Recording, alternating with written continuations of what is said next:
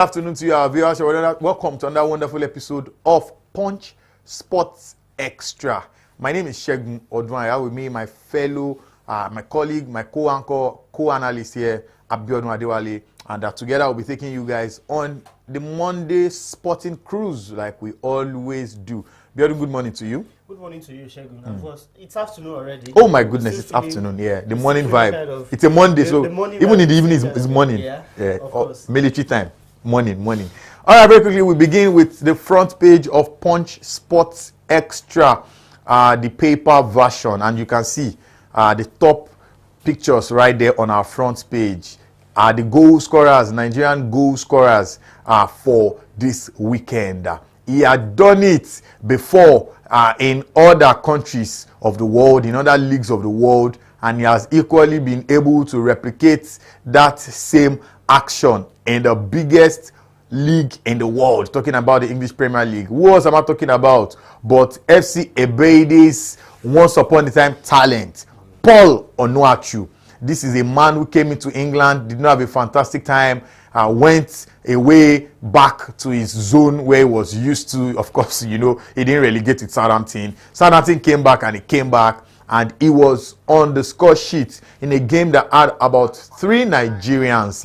The same game they had Olaino. In the same game we had Paul Onuachu. In the same game we had Joe Aribo. Super Eagles player. There was no Taiwo winning in that game, but he was equally, of course, in that stadium at the time. Paul Onuachu scoring, Ceres Deza scoring, and a host of other Nigerians scoring. Let's not forget our ex-African Footballer of the Year, Victor Osimhen, and current African Footballer of the Year, Ademola Lookman, bagging in the goals. I think Chelle has no problem with the players on board for the Super Eagles argument, because everybody's scoring. We should not have a problem in March, even though March is still far off. Yeah, we might not have a problem in March, but then we might still have problems. It's a 6-game window, and we might not have problems in March, but who knows if problems will come in other windows. But on current form, Nigerian players are looking really good. Everybody, most especially the ones abroad, they are looking on fire. And the last weekend happens to be the best so far this year. You know, the actions have been coming gradually. This was their 3rd week into the new year, and look at the number of goals we've had from Friday all through Saturday and Sunday. The most important one for me was Paul Onuachu finally getting his goal for Southampton. It's been a long way coming. On Saturday stroke Sunday, we were still talking about Nigerian strikers who have been on a dry spell. He was big on our front page. Conspicuous. He was very big on our front page, as Paul Onuachu hasn't scored for Southampton.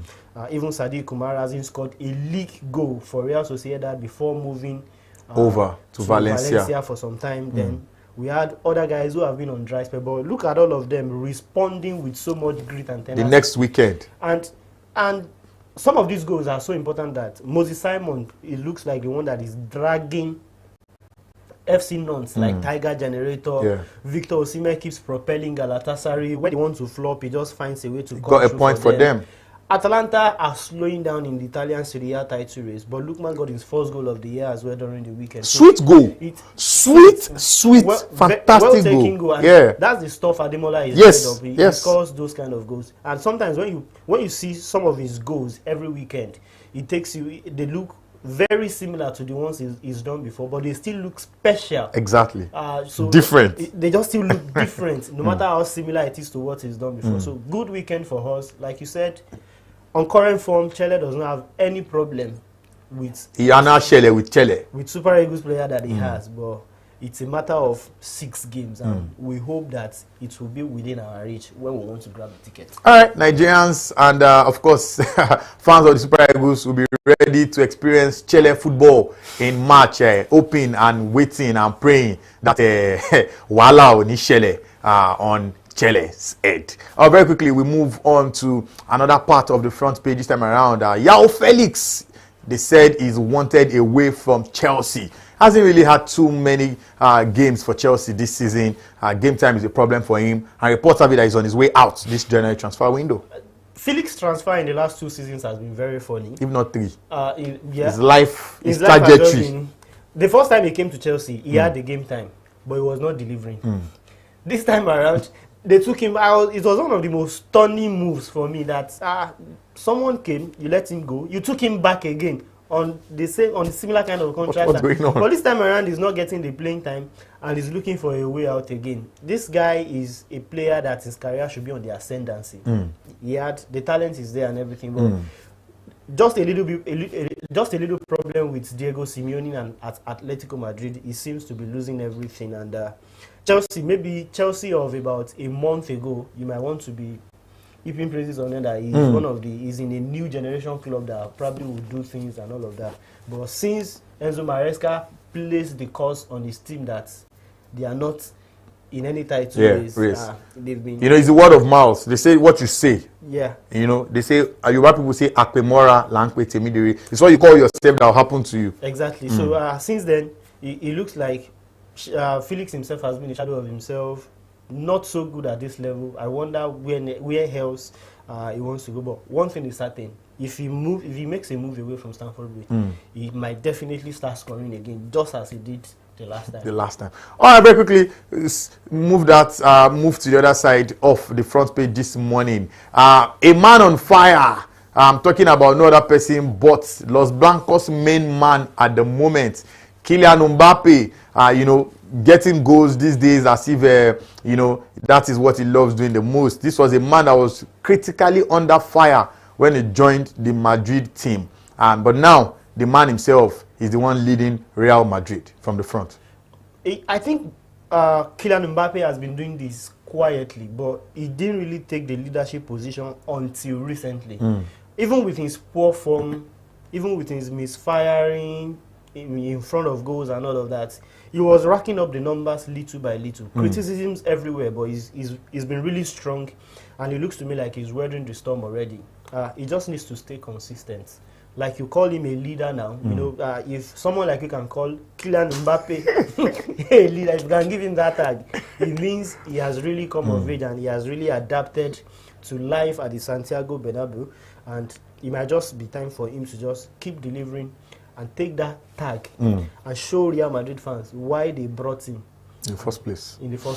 All right, lastly, for us on the front page this morning, there's a Nigerian player that is under fire, and is under serious fire because it looks like he has been accused of crossing the line that footballers do not cross.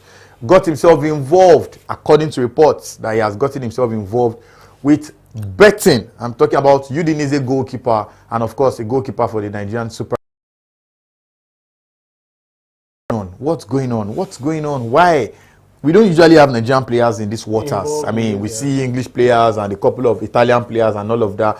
But not, you know, maybe Nigerian boys, they know they... Okay, quick one, let me just tell you. We were interviewing, what's his name?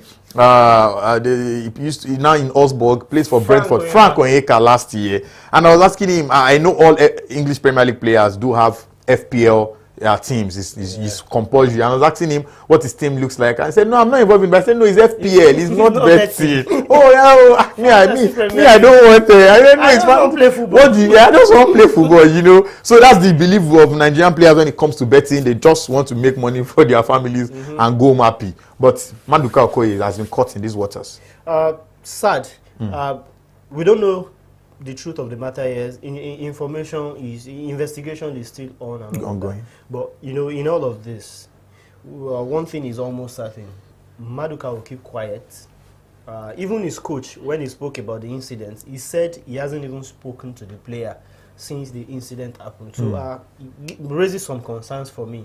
How much of backing Okoye is going to get from his club, from his management, as these investigations are going on. From what we understand, I think he took a bet even on himself to get a yellow card in a game, and indeed he got a yellow card for time wasting. But why will he do? I wonder what he was thinking. What money is he looking for?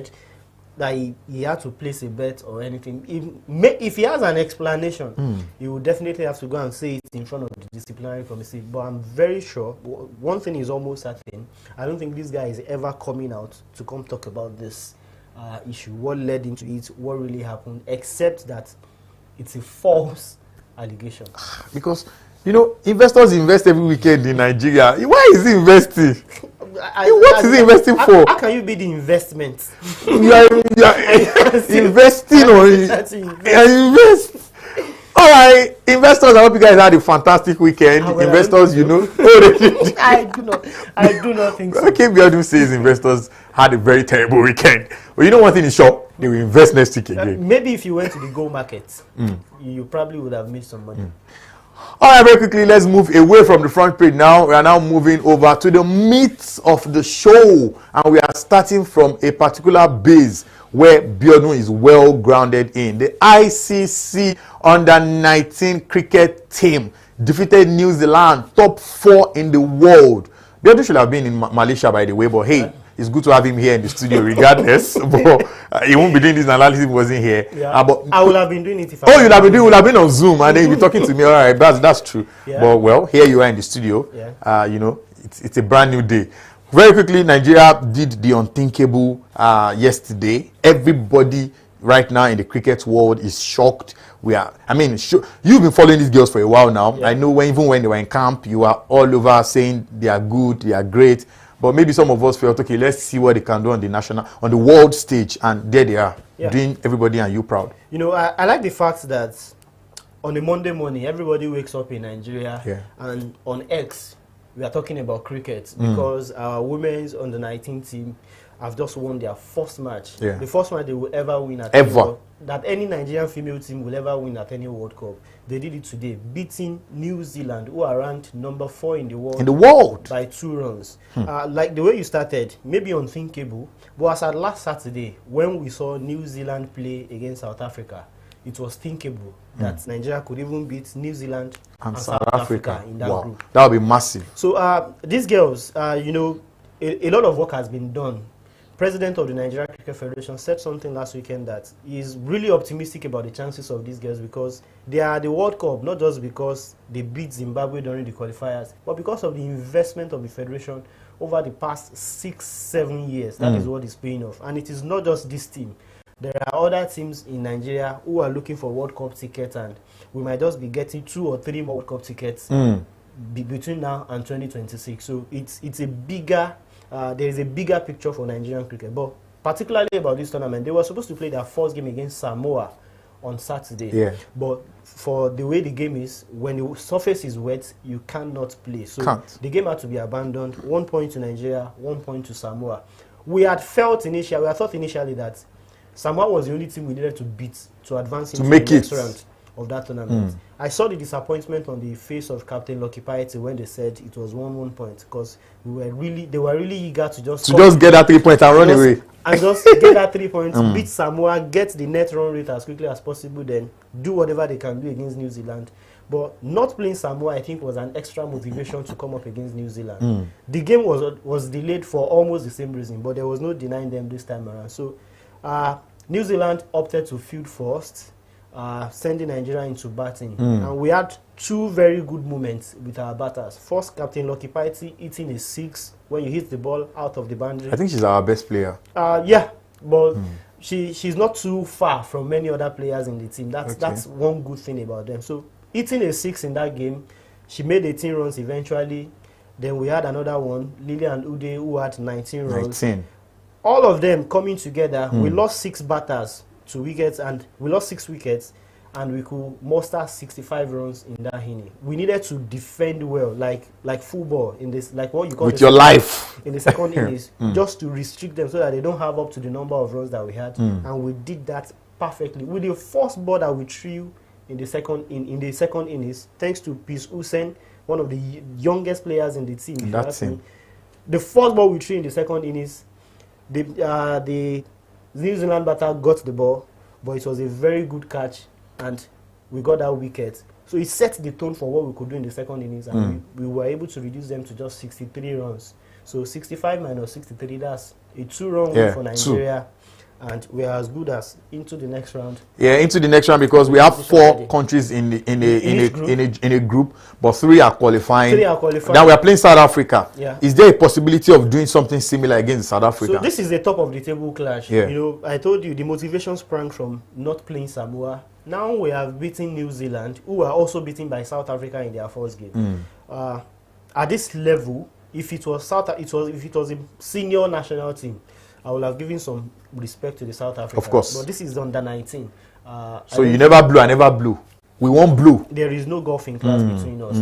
Cricket in South Africa is advanced, but then there's a lot of work that we've been doing here too. So we can really go toe to toe with them on Wednesday, and it's going to be a top of the table clash, and it will be really good, not just to qualify for the next round, but to finish at the top of the table as well. So they'll probably have somebody easier in the next round. Well, the next round is what they call a Super Six. Three teams from the four groups now will go now, and they will be drawn 6-6 into 2 groups. It becomes more difficult there because you'll be playing 5 opponents, and the top 2 will be going into the semi-final. But at this point, I have the mentality, and I know that everybody in Nigerian cricket are reasoning the same thing now.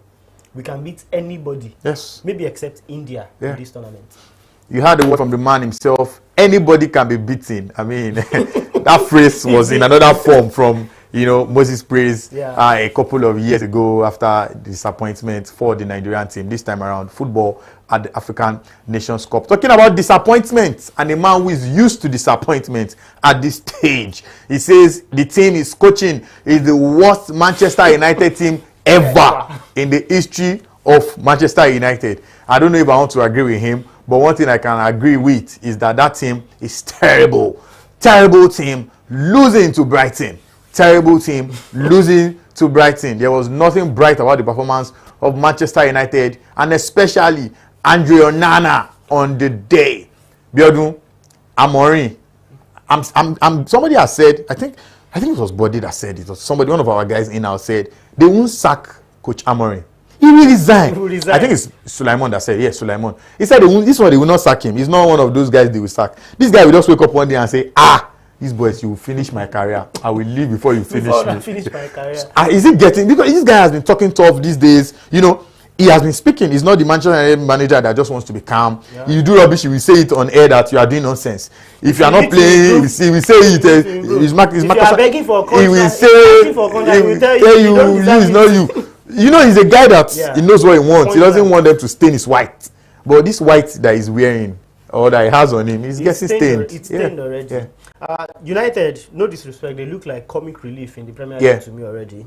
Because this week they are shouting, we almost beat Liverpool. We almost beat Liverpool. Using Liverpool as their yardstick. As the yardstick for success. Like you said in Yoruba parlance, in the EPL now, if you get any good result against Liverpool, now success. Yes. So they already measured their season by what they did against Liverpool, and look at them. Winning one more game, Amad Diallo scored a hat-trick. That game was 1-0 up until 81 minutes. Southampton could have even beat. It was 1-0. Southampton was leading up until 81 minutes. And then somehow there was Dialloism, and then they felt. And now, reality check again. And this is the 7th time they will be losing at Old Trafford. Brighton is actually used to beating them, though. Exactly. It's like deja vu all over again. So, but then, a lot of things have been said, particularly by Amorim. This is January. He has not really been able to attract the kind of players he wants to. They need to offload some guys too. They've offloaded this guy now. Anthony, the dribbling, that popular, the dribbling. So they are trying to do some offloading, but he's not been able to get the kind of players he will get. So, personally, I won't judge Amorim based on whatever they do this season, because United fans have even come out to say they've seen the tactical discipline of the team under him. Now let's see what they will be able to do in summer and by next season. Already, I think their owners have a lot in their hands already. Recently, they were talking about building another stadium. They've already spent a lot of money since the Ratcliffe era began. But to me, it's not really been wise spending. If they will do anything wisely, they need to begin this summer.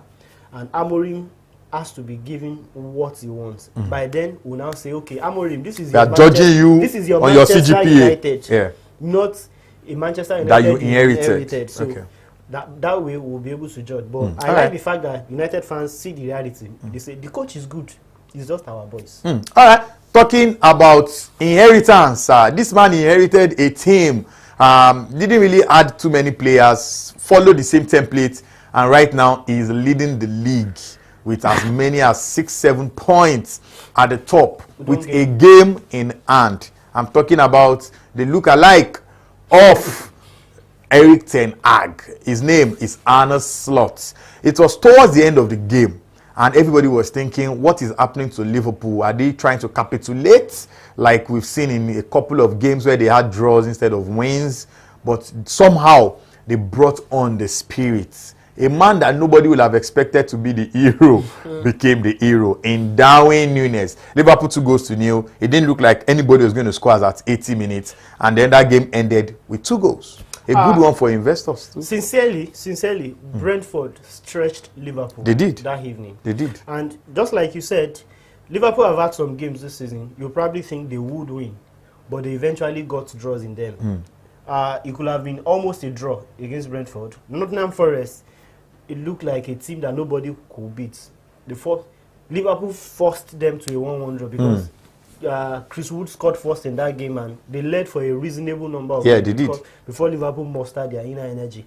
And against Brentford, what I saw was a Liverpool team that was stretched. Salah was silenced, but you have to give it to Arne Slot at some point.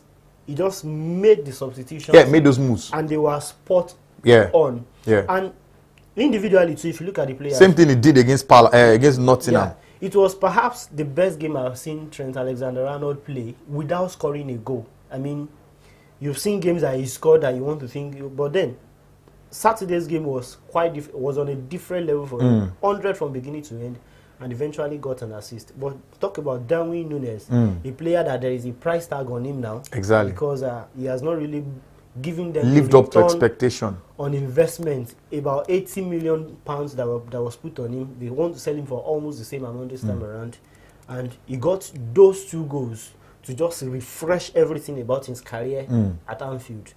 He could have been their most important man a season ago, but after scoring 10 goals in the league, he just went off. Switched off. And this time around, he has not really been on, but he's delivering when it matters most. And these are the key moments to winning a league. Just like Divock Origi turned up some season ago in the Champions League. But I still don't see this ending the speculations around Núñez, because by summer, Slot inherited a team. By summer, I'm very sure he will make it his own team. He will make it his own team as much as he wants to, and Núñez might not just be in that plan. All right, talking about rejuvenation, just like Darwin Núñez. Yes, Manchester City is a rejuvenated side, crashing, crushing, defeating, annihilating Ipswich 6-0, and this man is back on fire. He was Player of the Year last year, voted by the players, Player of the Year in all ramifications. Phil Foden, and now if you play FPL, and you have Phil Foden there, you have some 17 points sitting on your team. 6-0. He scored goals. He got his assists. For the man that signed an extra decade of his life to Manchester City, he also got one in Erling Haaland. The first thing I wondered when I saw the result of that game, because I didn't watch, was I watched it. I City scoring 6 goals and Haaland, he was nowhere near scoring. Even that goal, they just they don't give it to me. Make I run out. So I was wondering, how is City scoring 6 and Haaland is scoring 1? But I think the most important thing for a troubled Pep Guardiola is my team is back on track. He's had a lot of troubles these days, and you can imagine personal trouble, and you can office trouble. Yeah, you can imagine the kind of personal plus office trouble. That's serious trouble. Mental struggle that he's going through, having to solve marital issues, then looking at his team going down. They are struggling for top 4. It must have been really tough for him, but it looks like the good aura is back around the 8th yard. But I think they still need Haaland to score as many goals as possible too, because I still see the games might still be as tough as they were for them, and they might still struggle to win some. All right, talking about struggling to win, we'll cross over to Spain, where Barcelona had it tough against Getafe.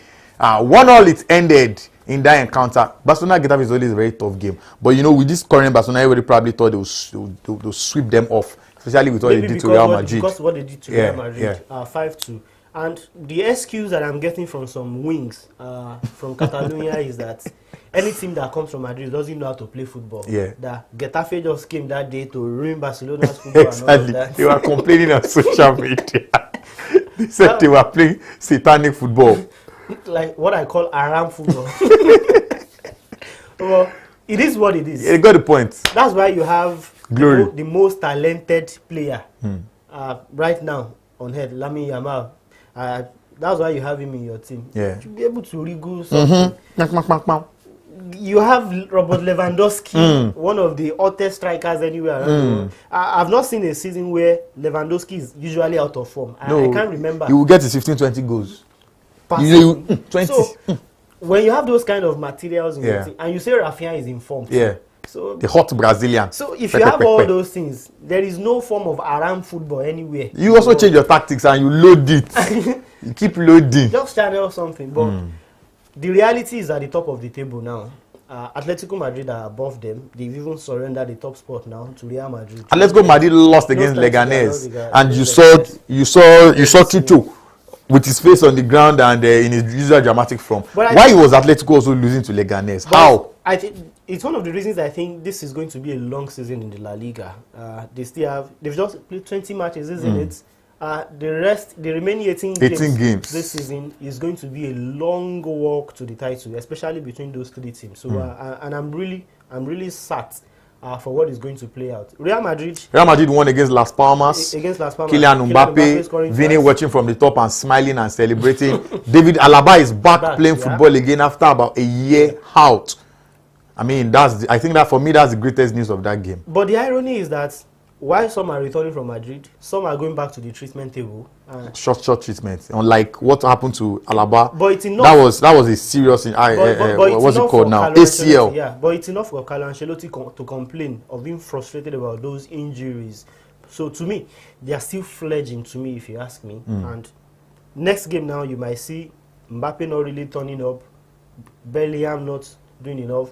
But then there are still some games whereby Bellingham will still come say, yeah, that is the spirit of Madrid. They will still win games at the death and all of that. But let's watch it. The season in the La Liga is going to be long. There will still be a change at the top of the table up until the end of the season. All right, very quickly, in Germany, Bayern Munich and Vincent Kompany, 3-2, it was a big fight. It was a goal in the, I think, 92nd, 93rd minute, but I think VAR chopped it off. They eventually got all 3 points, but it was not easy for them. For Xabi Alonso and Bayern Leverkusen, day after day, they are dragging themselves somewhere to the zenith, even though it's not easy as well. In Italy, oh my goodness. 3-horse race too. 3-horse race there. Napoli defeated Lukman's Atalanta 3-2. It was 2-2 thanks to Demola getting that second goal, but Romelu Lukaku, Biodun, look at that guy. That goal was massive. That's the stuff that Lukaku is made of. We were talking about the team missing Victor Osimhen and all of that, but Lukaku gives you that as well.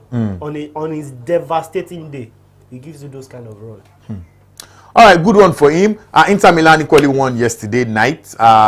Lautaro Martinez starting. It ended 3-1. That game looked like there was going to be no goals, even though Inter was pressing. No goals in the first half. Second half, Lautaro Martinez got a goal. Then it was 2-0. I think it was Dumfries that scored the second goal. Then it was 2-1 and then 3-1. A good one as well for them there. Interesting one all around. Quick one in Italy. Biodun is getting really tough there. We were wishing Atalanta would try to maybe stay within reach. But it might just be Napoli. About 6-7 points. Adrift now. They've drawn a number of games recently before losing the last one. So it's really tough. So I think eventually it's going to be Napoli or Inter Milan. All right, we'll not leave without talking about what Olaino and his colleagues are doing right there at Nottingham Forest. It was so good that when they played the other game against Liverpool, the owner of the club had to come to the dressing room to shake the players one after the other as they were walking in. And then this time around against Southampton, even though we all expected the win, somehow a 30-plus Chris Wood is getting the goals. And Olaino with a fantastic assist. That was not even the killer for me. Olaino practically removed a goal in the 91 or 92nd minute. Yeah. That ball was going in and he gave all this John Terry clearance kind of clearance. That's the second time he's going to do My goodness. He's doing it for the second consecutive Yes. And that is why he's the most consistent defender in the Premier League at the moment. And I'm not surprised why Manchester City are looking for him as a replacement for Kyle Walker. Kyle Walker is supposed to be on his way to Milan. It was Saudi, but then reports had it that I was moving to Milan for less and all of that. But hey, reports also have it that, what's his name again? Oman Mamouche. Yes, we are not used to calling that name now, but I think I got it, pronounced it correctly. Yeah, Oman Mamouche has gotten a move to Manchester City. Perhaps somebody, you know, to relieve Erling Haaland when he's having some of his off days. And that guy is moving from 2 million per year to some staggering amount yes, of money. He was an unknown fellow, you know, somewhere just languishing. Another, you say the Egyptian prince is where the Egyptian king is. I'm so happy for him. I love seeing African brothers, especially, you know, moving from earning crumbs, you know, to where the big boys. Everything will change about him. His social media, you know, everything about him will change. And, you know, his financial status. It's not about the money for the boys, for the African boys, really. I mean, you leave home to feed them. As a good one again as well. About 3 signings for Pep Guardiola already. He has spent millions again. You know, Pep can't just stop spending. My producers are saying it's time for us to go. The Champions League resumes tomorrow. Some persons, some clubs are out. Some are trying to make it. Some will be qualifying for the, you know, the qualifying round and all of that. Thank you, Mary Biodun, for being a part of this package. It's always a pleasure. All right. The biggest thanks belongs to you guys out there. Yes, you, our viewer, who ensure that our time spent here is not a waste. You guys are the reasons why we are here. We are here because you are there. Big thank you to the producers as well of the show and the men moving the buttons, you know, and moving the cameras to ensure that we have a fantastic production. My name is Shegun. I say have yourselves a fantastic week. This 57 days in January is finally coming to an end, if you know what I mean. January is usually the longest month of the year. Stay out of trouble, guys. God bless you.